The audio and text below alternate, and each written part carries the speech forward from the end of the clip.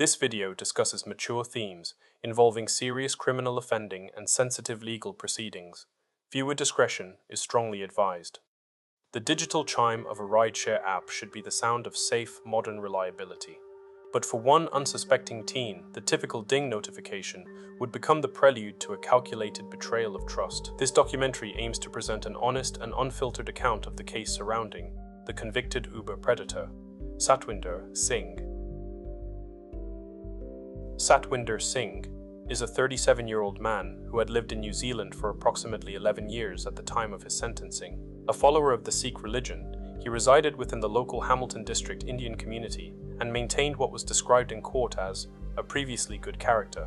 Due to the industry's easy accessibility and relatively low barrier to entry, Singh was able to earn his living week to week by navigating the streets of the Waikato as an Uber driver. Offering a flexible way to work, rideshare providers have become a significant addition to the workforce, but the role in itself also places individuals in a unique position of responsibility, and at many times, largely, unchecked authority. By early 2023, Singh had become a regular fixture on the Hamilton roads, but as the legal proceedings would later reveal, Singh didn't view his passengers as customers to be protected, but rather through a lens of his own personal, distorted bias. It was a perspective that would soon transform a routine Saturday night shift into a methodical, calculated hunt. The evening of February 11th, 2023, began as a typical night out for the young victim. She had spent the evening at Spate's Ale House, a popular bar and grill venue in central Hamilton, and was looking forward to rejoining her friends at a house in Hamilton East shortly after. To bridge the 7-kilometer gap across the Waikato River, she did what thousands of New Zealanders do every weekend. She opened the Uber app and requested a ride. The trip should have taken only a matter of minutes, a simple transit from a busy pub to a residential suburb, where her friends were already outside, waiting for her on the street. The logistics of the pickup were initially complicated. Singh first went to the drop-off point, before eventually arriving at the pub to collect his passenger. The escalation began almost immediately after the victim entered the vehicle. As the car pulled away from the pub, the victim's dress shifted, a moment the court would later go on to note had aroused the perversion of Satwinder Singh. Piqued by the sight of her legs, he didn't maintain professional distance. Instead, he began an intrusive line of questioning, asking the victim if she was wearing any underwear. When no response came, and the victim didn't provide the opening he was looking for, Singh appeared to create his own opening. He started touching and rubbing her thigh, despite the victim explicitly telling him, "No, can you not?" and later, "Get off me." As the vehicle neared the destination where her friends were standing outside, Singh made a deliberate decision to manipulate the system designed to track him. He manually turned off his GPS, so that in the digital record of the Uber platform, the trip appeared to have been successfully completed at the correct drop-off point, when in reality, the car was still moving, and the young passenger was still inside. Singh drove the girl to a darker, more isolated stretch of Peachgrove Road. Once there, he engaged the car's internal safety lock system before reaching across to force the passenger seat into a reclined position. What followed was a serious assault, an assault the victim would later describe as very rough and very hurtful. After the attack, Singh drove the distressed passenger the final distance to her friend's house and dropped her off. He then drove away, leaving behind a digital trail he believed he had effectively severed. The investigation into the Peachgrove Road assault was a battle between a driver's attempt to go dark and the physical infrastructure of a modern city. After being dropped off, the victim immediately contacted police, but investigators were faced with a primary challenge of the disabled GPS data. Uber's records showed the ride as ending at the correct time and at the correct location, with no indication the vehicle had ever stopped on the secluded stretch of Peachgrove Road. Detectives began by cross-referencing the internal data with the city's public surveillance systems.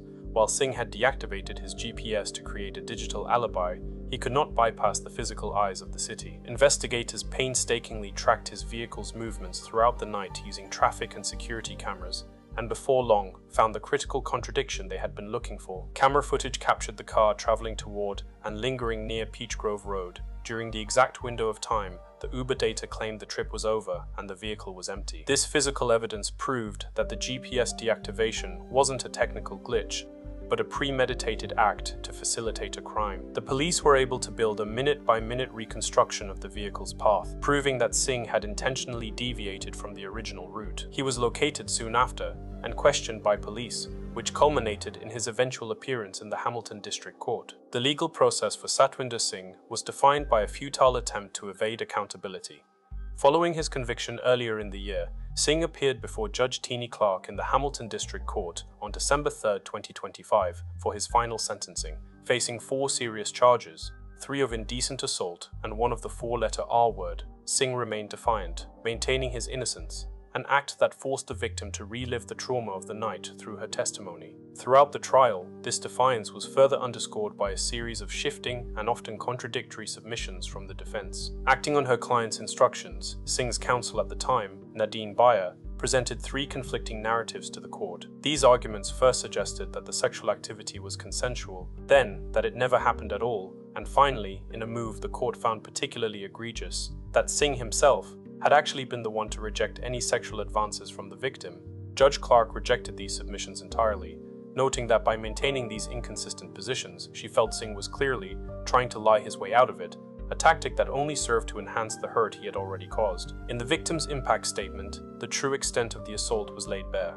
The victim should now be poised to leave home, attend university, and, instead, what I have read about is that she simply cannot do so because this event has made her feel like a completely different person, the judge stated. The court then went on to hear that the victim has had to move back in with her parents and that the outside world now feels unsafe and threatening. Even the once innocent gaze of a man now leaves her feeling exposed and intensely angry, with an overwhelming rage she continues to carry inside. The defense then attempted to delve into the psychological framework of Satwinder Singh, claiming his upbringing had fostered a deeply distorted view of New Zealand women, whom he characterized as forward and promiscuous. His counsel pushed for a hardship discount, claiming prison would be a disproportionately severe sentence for a Sikh Indian who had only lived in the country for 11 years. He is a follower of the Sikh religion, so prison would place a hardship on him as opposed to someone who was born and raised in New Zealand, the defense stated. While Judge Clark partially accepted that his upbringing may have created a distorted perception,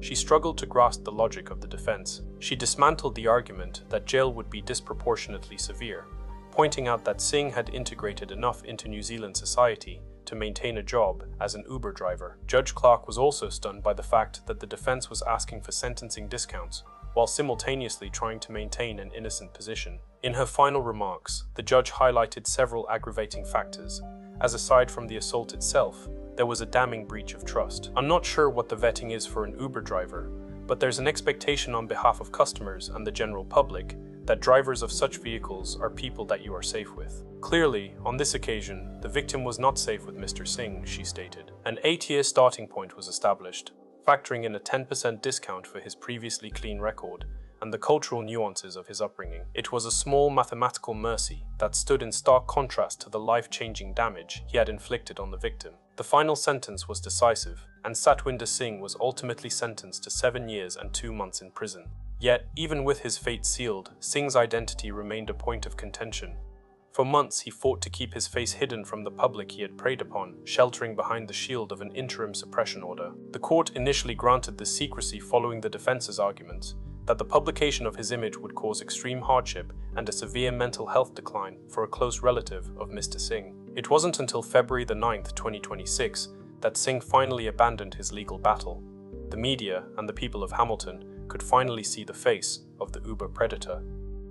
The case of Satwinder Singh exposes a critical vulnerability at the intersection of the gig economy and public safety. If a driver can bypass GPS tracking with a single swipe of a screen without triggering an immediate automated alarm, the system is fundamentally flawed. From a legal standpoint, this case serves as a landmark rejection of cultural or religious background being used as a shield for sexual violence. The New Zealand judiciary has reaffirmed a vital principle: the laws of consent are absolute and non-negotiable. For the victim, her family, and her friends, the closing of this legal chapter offers a sense of finality, but not an immediate cure. The healing process is a quiet, grueling marathon that takes place long after the Hamilton District Court. It's about more than just recovery, but the slow, painful work of reclaiming a sense of safety in a world that was violently disrupted. This case also forces us to confront a deeper conversation.